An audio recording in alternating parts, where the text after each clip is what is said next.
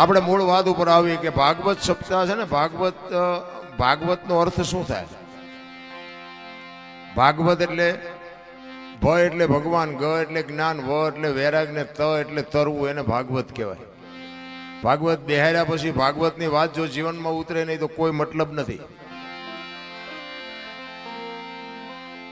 પૈસા કોઈને મફત આવતા નથી. આ લાખો રૂપિયાનો ખર્ચો હોય અને આવડી મોટી 8-10 દીની કથા હોય અને 10 દી આનંદ કરીને ખાઈ પીને હિલોળા કરીને વ્યાજવાની એક સાંટો માઇલ પર ન પડે તો શું કરવાનું? કોઈ મતલબ નથી રાખતો. અમે તો આ બધે પ્રોગ્રામ કરવા જઈએ ને અમને એમ થાય કે આટલી બધી ભક્તિ દુનિયામાં ફાટી નીકળી છે તો બાબુ સુધારો કેમ નથી થતો? હે, બધા આને ખબર બધાને છે. કથા ને સપ્તાહ ને ભજન ને ધૂન ને મંદિર ને પ્રતિષ્ઠા ને માતાજીના માંડવા ને તમે જુઓ તો એમ થાય કે આખી દુનિયામાં નકરો વૈરાગ ફાટી ગયો. તો બગાડ કેમ નથી અટકતો? હું તો આટલા બધા બેઠા છું ને તમે તો બધા એજ્યુકેટર માણસો. હું તો એક ગામડાનો નાનો એવો માણસ છું, નાનો એવો ખેડૂત છું. તમે બધા ભણેલા ગણેલા હશો, રૂપિયા વાળા હશો, જે હોય તે. તમે હેઠા બેઠા છો, હું આ ઉપર છું. આ વાત એમનામ સમજાય એવું જ નથી રામ. આના માટે સદગુરુ જોવે. આવડી મોટી કથા બેહારી છે, જીવનમાં ઉતરે નહીં તો બાપુ કોઈ મતલબ નથી. એક રામ કથા બેહાડી હોય, રામ કથા આખી દુનિયાને ખબર છે રામાયણ શું કહે છે. પણ રામાયણની વાત તો એકની એક જ છે. શું સાંભળીને કામ હોય? અયોધ્યા નગરી દશરથ રાજા 4 દીકરા વનમાં ગયા. રામ ને સીતાજી ને રાવણ લઈ ગયો. રામ હનુમાન ન્યાય ગયા. રામે રાવણ ને માર્યો ને અવતાર્યા પાછા. વાત તો આવડી આજ છે કે બીજું કઈ? તો શું સાંભળ કરવાનું? બીજું કઈ કામ જ નથી. આ સાંભળવાનો મતલબ શું? આખી દુનિયા એક મોરારી બાપુ જેવા આપણા કથાકાર હોય તોય ભલે, અને એક નાનો એવો કથાકાર હોય તોય ભલે. વાત તો આવડી આ જ હોય, બીજું શું હોય? અને આ કથાઓ સાંભળવાથી આપણો ફાયદો શું? આપણને મતલબ શું? આપણા સદગુરુ મહારાજને આપણે પૂછવું તો જોવે ને કે આ બધું કરે છે, દુનિયા કરે છે, એ વાત ખોટી છે એવી આપણી વાત નથી. પણ આ કરવાનો મતલબ શું છે એ તો આપણે કંઈક પૂછવું જોવે ને. પણ રામકથા તમે બેહાડી હોય, લાખો રૂપિયાનો ખર્ચો કર્યો હોય અને વક્તા કથા કહેતો વાત કરતો હોય કે રામ અને ભરતનો પ્રસંગ આવે અને એ પ્રસંગ સાંભળ્યા પછી નાનો ભાઈ મોટા ભાઈનો વિખવાદ હોય અને નાનો ભાઈ ઘરે આવીને મોટા ભાઈને જો બથ ભરી લે સમજી લેજો કથા બેહાડી. મોટા ભાઈ, અત્યાર સુધી હું તમને ન સમજી શક્યો, પણ આ રામ કથા સાંભળ્યા પછી મને ખબર પડી કે ભાઈ ભાઈનો કેવો પ્રેમ હોય. મારી ભૂલ થઈ હોય તો માફ કરજો, તો સમજી લેજો કે આ કથા આપણે બેહારી. હાવું વહુના વિખવાદ ન મટે, દેરાણી જેઠાણીના વિખવાદ ન મટે, બાપ દીકરાના વિખવાદ ન મટે, તો આ કથામાં ફાયદો કોને? આ મંડપ વાળાને, સાઉન્ડ વાળાને, કલાકારને. તમારે શું ખિસ્સા ખાલી થાય? હું તો ના પાડું છું. આ જો જીવનમાં ઉતરે નહીં તો આ ખોટા રૂપિયા ન બગાડો. આ મારા જેવું કોઈ ને કે આમને 2-2 લાખ આપે, બોલો. મને એમ થાય કે આમનો દી નથી ઉઠ્યો.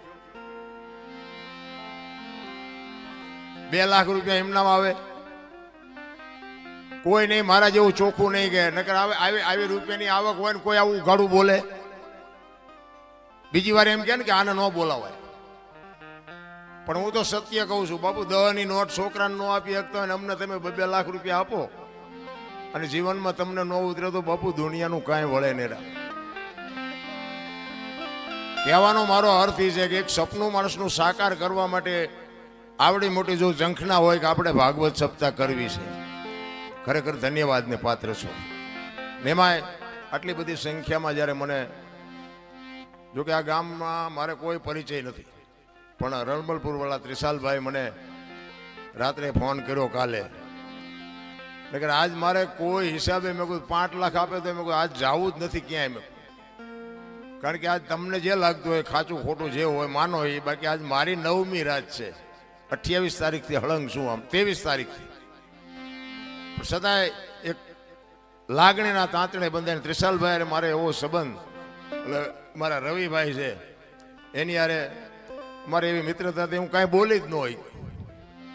બીજા હોત તો ગોળીઓ પાત, પણ હવે આ ગોળીઓ પાય એવું હતું નહીં. મેં કહ્યું જે ભગવાન કરે મેં કહું હાલો જી આવી.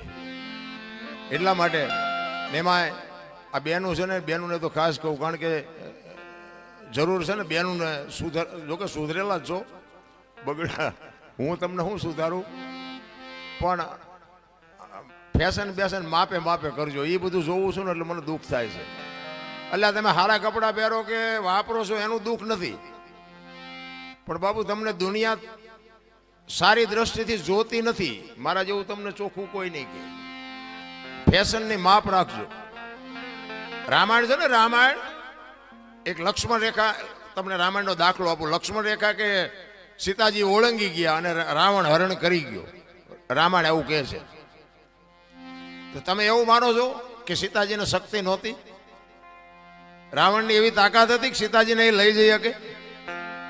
મિથિલા નરેશની દીકરી હતી, અગ્નિનો ગોળો હતો. મારા રામ રાવણ માથે એની દ્રષ્ટિ પડે ને, રાવણની રાખ આ દુનિયામાં ન પડે એવી ભગવતી હતી.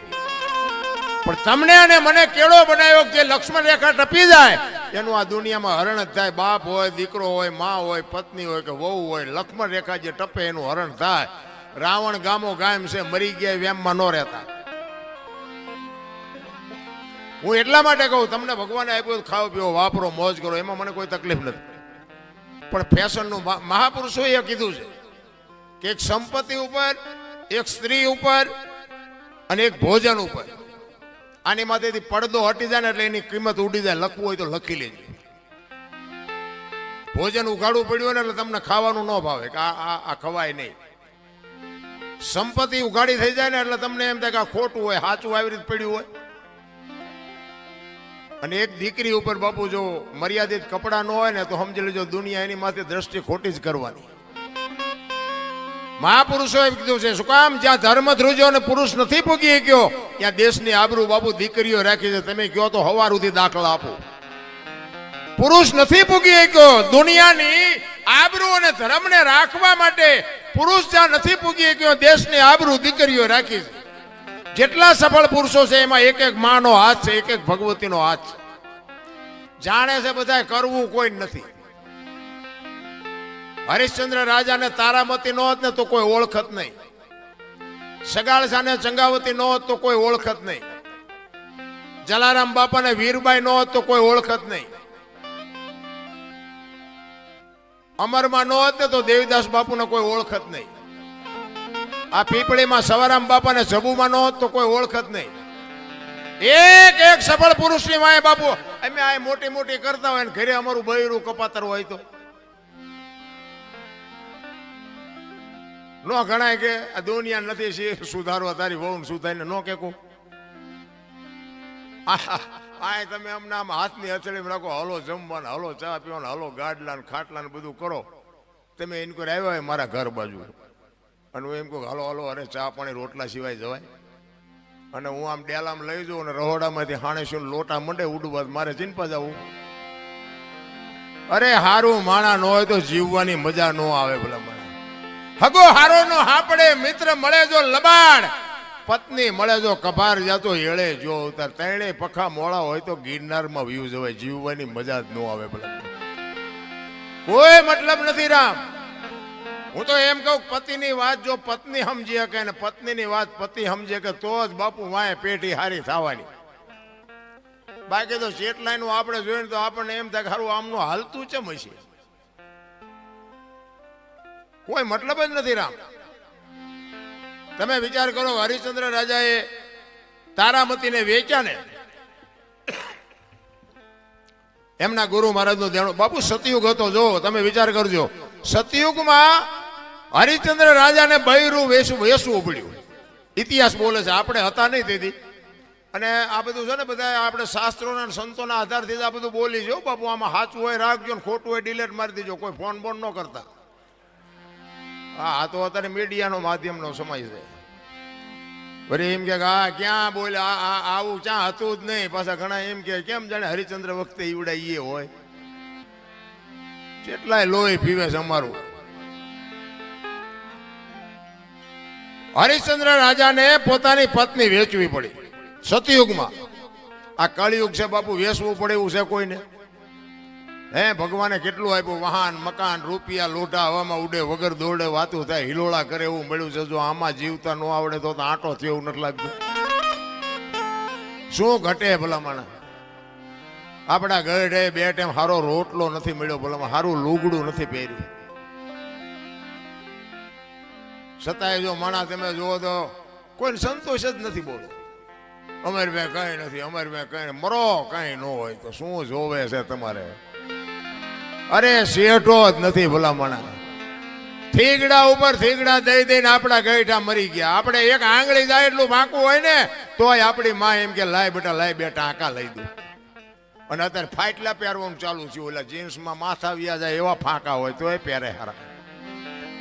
એટલે આવા તો અમે પહેરતા જ હતા. ખબર નહોતી કે આવું આવશે ને કે અમે હાશમાં રાખ્યો હોત તો અત્યારે અમે તારી હારે પહેરત. અરે જોવો તો ખરા, આપણે એવું ટાણું આવ્યું હતા ફાટલા પહેરવાનું ચાલુ કર્યું. બોલો એટલે ફાટલા નહોતા એટલે પહેરતા હતા. નથી એવું ઊંધું નથી હાલ્યું. 2 કિલો ચોખ્ખું ઘી લઈને આમ બજારમાં રાડ્યું પાડજો, ચોખ્ખું ઘી છે વેચવું છે, ચોખ્ખું ઘી છે, ખપશે નહીં. ઓલા દારૂ બાવળિયામ વેસે તો પીપળા ખપી જાય છે. જોવો તો ખરા ઊંધું હાલ્યું. વિચારવા જેવું છે. મારો કહેવાનો મિનિંગ બાપુ જીવન સમય સરસ મળ્યો છે, પણ ભગવાન તમને બાવડું ચાલી નથી બોલાવવાનો. બાપુ જો જીવતા આવડે તો મને એમ થાય કે ભલે હું મારી વાત કરું, હું તો એક ખટારાનો ડ્રાઈવર હતો. બોલો ખટારાના ડ્રાઈવર તો 19મી કોમ નો કહેવાય. એને કોઈ પાણી પાય એના બદલે અહીંયા અમે બેઠા છીએ, તમે હેઠે બેઠા છો. આ કયો શેડો ઈડ્યો છે તમને નક્કી થાય છે? બાપુ આ વસ્તુ આખી જુદી છે ને આ સમજવા માટે સદગુરુ જોવે. મા બાપ છે ને આપણા માતા પિતા છે ને એ સદગુરુ છે 100%. પણ એ તમારો જન્મ આપી શકે, લાલન પાલન કરી શકે, ઉછેર કરાવી શકે, લગ્ન કરાવી શકે, ભણાવી શકે, ઓળખાણ નો કરાવી શકે. તમે કોણ છો એની ઓળખાણ તો બાપુ સદગુરુ કરાવી શકે, બીજાનું કામ નથી રાખવું. સદગુરુ જ્યાં સુધી ન મળે ત્યાં સુધી તમને તમારી ઓળખાણ ન થાય. અને તમારી ઓળખાણ ન થાય તો સમજી લેજો તમે માણાના અવતારમાં એક કૂતરું આવીને વી ગયું ને એમ તમે વીએ ગયા. મીરાએ કીધું આત્માને ઓળખ્યા વિના લખ 84 નહીં મટે, તમારી ભ્રમણા ભાંગ્યા વિના ભવના ફેરા નહીં મટે. આપણી ગત ગંગા છે ને, જેસલ તોરલ રૂપાદે માલદે કતીબજા હુરમબાઈ લાખો લોયણ જતો ભગત ખીમડીયો કોટવાલ ડાલીબાઈ રામદેવજી હાલો હુરો વણવી ઢોંગો નિરલ કુંભો આ બધા ગતના ગોઠી હતા ને. એમાં સ્ત્રી હતી, પુરુષ હતા, અમીર હતા, ગરીબ હતા, તમામે તમામ સમાજના હતા. બાપુ ખોળિયા જુદા હોય, જીવ જો એક થઈ જાય ને તો મળદા તો અત્યારે બેઠા થાય. ઈને ગત ગંગા કહેવાય. પણ ભજન એમના સમજાવ. હું તમને એક જ વાત કહું, ભોળાનાથ નો દીકરો કે ગણપતિ નું માથું ભોળાનાથે કાપ્યું અને હાથીનું લગાડ્યું એમ કે ને બધા ફોટામાં જોયું, મૂર્તિમાં જોયું. શું થયું? ભોળાનાથે માથું કાપ્યું અને હાથીનું લગાડ્યું. બધા આપણે મૂર્તિમાં ફોટામાં જોઈ ને. તો હું એમ કહું છું કોઈનું કાપ્યું ત્યાં જ નહીં પડ્યું હોય, હાથીનું શું કામ ચોંટાડ્યું છે? આ કોઈ ભણાવતું નથી એટલે તમે અમને સાંભળો છો. કાપ્યું હોય તો અહીંયા જ પડ્યું હોય ને તો ઈ નો સોટાડી શકે ને. હાથીને કાપીને અને હાથીનું માથું ફીટ થાય, માણસ શરીર ઉપર માથામાં ફીટ થાય. હાથીનું આવડું હોય, હવે આ 4 આંગળની જગ્યા હોય માથે ફીટ થાય. એટલે આ બધું છે ને અટપટું છે. ચિત્તની શાંતિ, મનની પ્રશંસા, દિલની દાતારી, ગુમડાની રોજ અને ટાઢિયા તાવની ટાઢ આટલું માલકુરથી આવે. ભજનનું ઊંધું છે. ગુમડું થયું હોય ને ગુમડું એની દવા લગાડવાની હોય ઉપરથી મટે માલપાથી. એટલે નથી સમજાતું. તમે બધા કરોડપતિ છો, તમે મને બોલાવો? કોઈ નથી બોલાવે એવું બાપુ. પણ આ અંતરના ઊંડાણની કોક વેધુને કરાય વાત, આને સોરે નો સીતરાય સીતની વાતું શંકરા. અમારે ઘણું કેવું છે, પણ કહેવાનો મારો મિનિંગ ઈ છે કે માં હોય મોટે બોલું માં એ હાથે નાનપણ સાંભળે. એ મલક બધાની મજા પછી કડવી લાગે કાગડા. આ જનેતાને હું એટલા માટે કહું છું, આ દીકરીઓને મારે કહેવાનો અર્થ એટલા માટે છે કે તમે એમ કહો ભગવાન મને હારો દીકરો દે, હારો દીકરો દે. શું અહીંયા ગોદામ છે? હે અહીંયા દુકાન છે? હારા દીકરા બાપુ માં સંસ્કાર આપે તો જ હારા દીકરા થઈ શકે, બાકી એમના તમે હારો દે એમ કરી મેળ ન પડે. પણ હું તો બહેનોને ખાસ વિનંતી કરું, હાથ જોડીને કહું, હું કોઈ સલાહ દેવા તમને આવ્યો નથી, અને મારી સલાહ તો શું મારી લાયકાત હતી હું તમને સલાહ આપું. પણ મારો કહેવાનો, મારી વાતની અમુક બાપુ નોંધ કરજો અને એનો અનુભવ કરજો. હું કોઈ પાવરની વાત નથી કરતો, પણ તમારે સારા સંતાન જોઈને તો મારી એક જ ભલામણ છે કે ઉદરમાં સંતાનનો વિકાસ થતો હોય અને જન્મ થયા પહેલા રામાયણ ને ગીતાના 5-5 પાના વાંચજો. જો આપને સંતાન થાય એવું આ ટેકો દેવું દીકરો ન થાય તો બાપુ મારું નામ તમે જોડો ઘા કરજો. હારા દીકરા તો થાય. મારા વહુ હારો ભેગા પાણી પૂરી ખાતા હોય તો અહીંયા કઈ હારા વાઈટ ન હોય દીકરાની. એ તો ઠીક છે, પછી કહેવાનું હોય અમુક એ ભગવાન એકાદો દીકરો દે, અમે દીકરા વગીરના છીએ. તો અમુક એમ કે હે ભગવાન આના કરતા ન દીધો હોત તો સારું હતું. આપણે એમ કે હારા આવે આ દીકરા હાઈવે ફાયદો છે કે નો હાઈવે ફાયદો છે. ભગવાન પાસે બાપુ માગજો એકાદો દીકરો, પણ એને કહેજે કે ગોપીચંદ ને ભરથરી જેવો કા દીકરો આપે, ગંગા સતી પાનબાઈ જેવી દીકરી આપે, હાથ પેઢીઓના નામ ઉજળા કરી દે.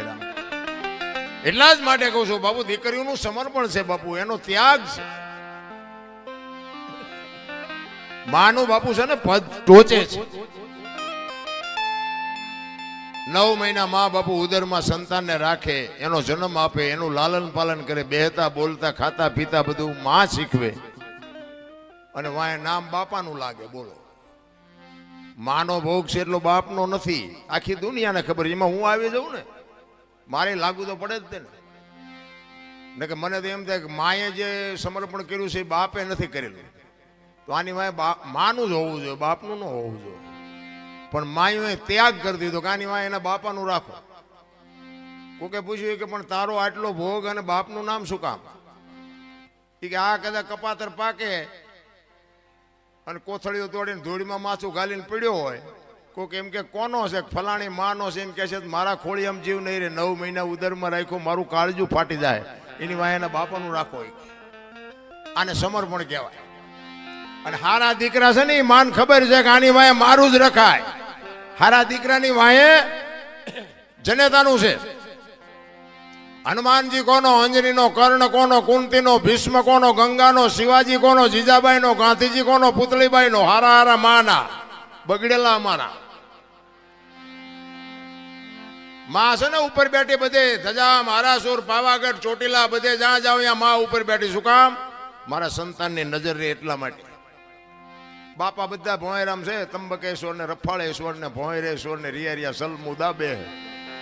માન બાપમાં ધરતીનો. હું તો એમ કહું કે જનેતા જો જીવતી હોય તો એક વાગે હાનનું ટાણું હોય અને માં બેઠી હોય, એની પાસે જઈને કોક દીક પૂછજો, માં મારો જન્મ થયો તેથી તને વેદના કેટલી હતી બાપુ? કોક દીક પૂછજો તો તમને માની વેદનાની ખબર પડે. હું કોઈ ભલામણ નથી કરતો, આવા માંડવા નાખો, મંદિર બનાવો, આ કરો તે કરો, હું કોઈને કહેતો નથી. મારો પ્રોગ્રામ ગમે ત્યાં હોય ને હું મારી એક જ હાથ જોડીને વિનંતી કે માને બાપને બાપુ જાળવજો. માન બાપ જેવા ભગવાન આ દુનિયામાં ક્યાંય કોઈ છે જ નહીં. અને તમારા મા બાપને તમે નહીં જાળવો ને તમારી પ્રજા તમને નથી જાળવવાની લખવું અહીંયા લખી લેજો. તમારા માત પિતાથી તમે છો, મારા માત પિતાથી હું છું.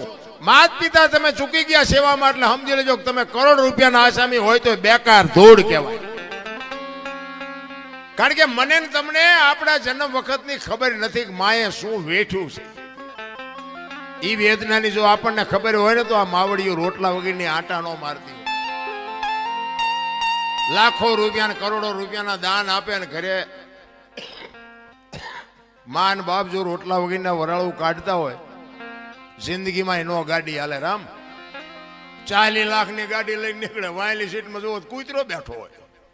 બોલો, લબરક કરતો. હવે આમાં માને બાપાને બેહર્યા હોય તો અરે અમને સારું જોડું નથી જડ્યો, અમારો દીકરો કેવી ગાડીમાં ફેરવે, જિંદગીમાં કાંટો ન વાગે. કાંટો રામ કરવાની જરૂર આ છે.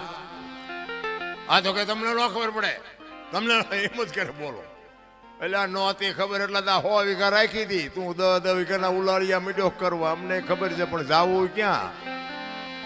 અરે મારા રામ, માન બાપે તો આપણા જીવન માટે